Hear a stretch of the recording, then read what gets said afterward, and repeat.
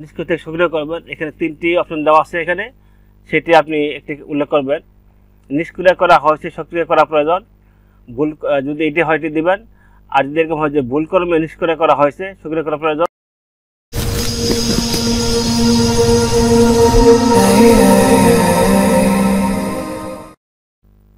আসসালামু আলাইকুম সম্মানিত শিক্ষক মণ্ডলী, আশা করি ভালো আছেন, সুস্থ আছেন।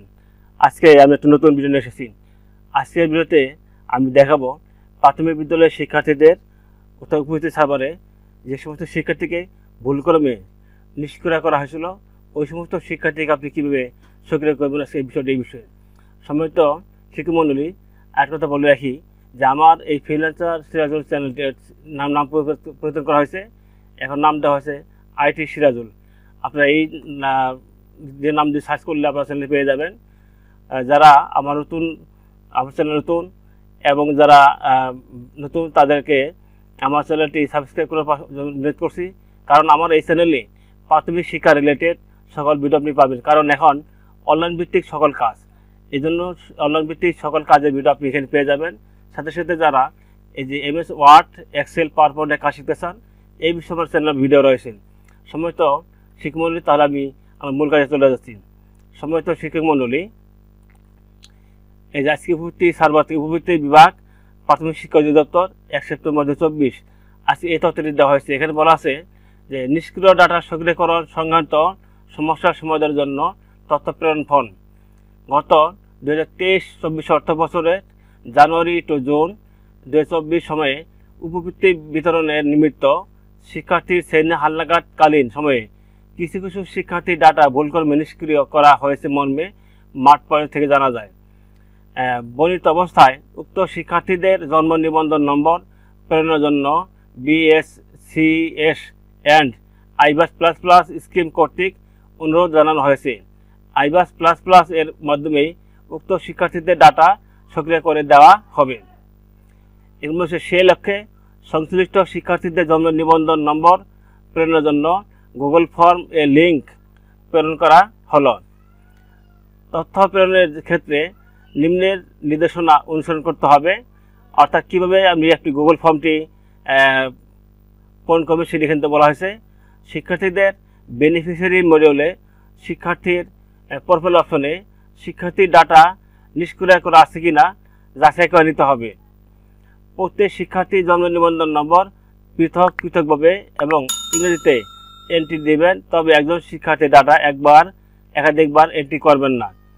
সম্মানিত শিক্ষক মণ্ডলী, এখানে দুটি লিঙ্ক দেওয়া আছে। এখানে এই লিঙ্ক অথবা এই লিঙ্ক আপনি যদি চান আমি লিখে দেবো তাও হলেও চলবে। তা আমি এখন হাতে কলমে একটি কাজ করে আমি দেখাবো। আপনি যদি লিঙ্কটি এখানে আমি দেখে দিচ্ছি, এখান থেকে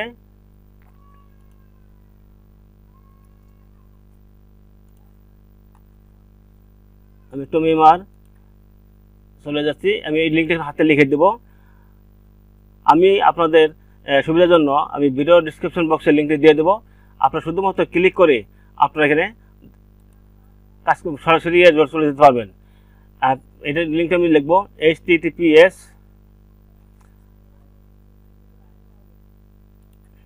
লিখবো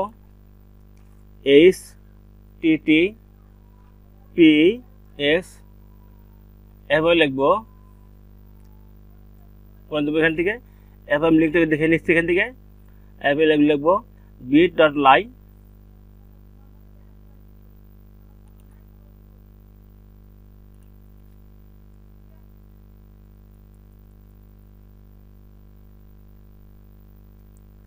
লিখবো bit.ly স্ল্যাশ দেবো এখানে দিয়ে আমি আবার লিঙ্কটা দেখে নিচ্ছি এখান থেকে।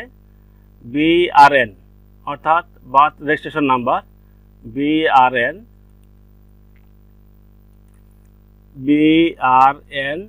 টা দেখতে হবে এখান থেকে ড্যাশ এখানে দেবো। এখানে আমি PESP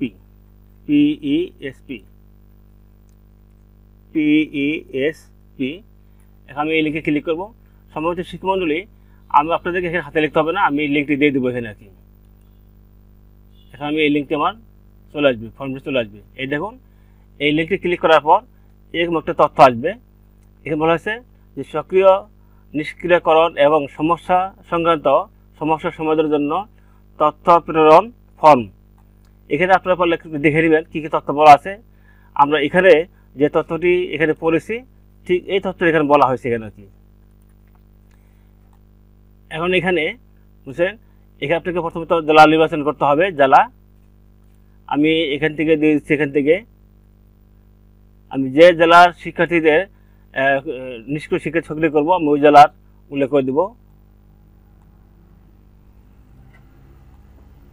আমি এখানে দিয়ে দেবো, এখানে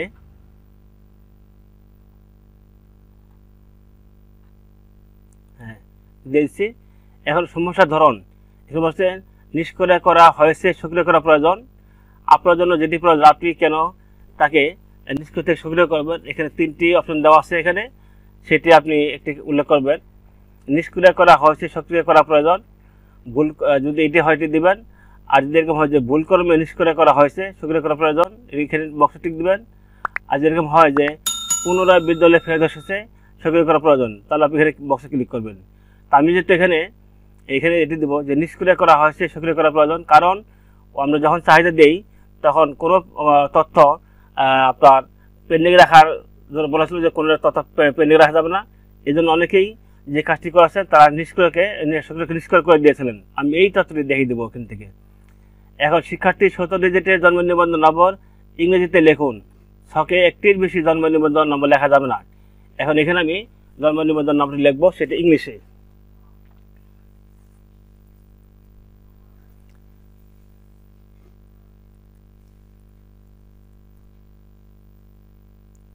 আমি এখানে নাম্বার লিখতেছি এখানে। এখন এখানে সাবমিট বলা আছে, সাবমিট। আমি নাম্বার আবার একটু দেখে নেই, এখানে দিয়েছি সাবমিট। আমার ফর্মটি চলে গেছে এখানে কি। সম্মিলিত শিক্ষামণ্ডলী যদি আর কোনো তথ্য থাকে, অন্য কোনো শিক্ষার্থী থাকে, যেহেতু বলা হচ্ছে এখানে যে একসাথে একটির বেশি তথ্য সাবমিট করা যাবে না। এখন যদি আপনি অন্য একটি তথ্য যদি পাঠাতে চান তাহলে আবার এখানে দেবেন সাবমিট অ্যানাদার রেসপন্স। এখানে ক্লিক করে একটি ফর্ম আনতে পারবেন, বা ওইভাবেও লিখে ক্লিক করে আবার ফর্মটি আনতে পারবেন। সম্মানিত ভিউয়ার্স, শিক্ষামণ্ডলী, আশা করি এই ভিডিওর দ্বারা আপনাদের উপকার কাজ আসবে। আর যদি এই ভিডিওটি দ্বারা আপনাদের বিন্দু পরিমাণ কাজ আসে, সামান্যতম কাজ আসে, তাহলে আমার চ্যানেলটি সাবস্ক্রাইব করে পাশে থাকার জন্য বিনীত অনুরোধ করছি, এবং এই ভিডিওটিতে একটি লাইক দেওয়ার জন্য অনুরোধ করছি।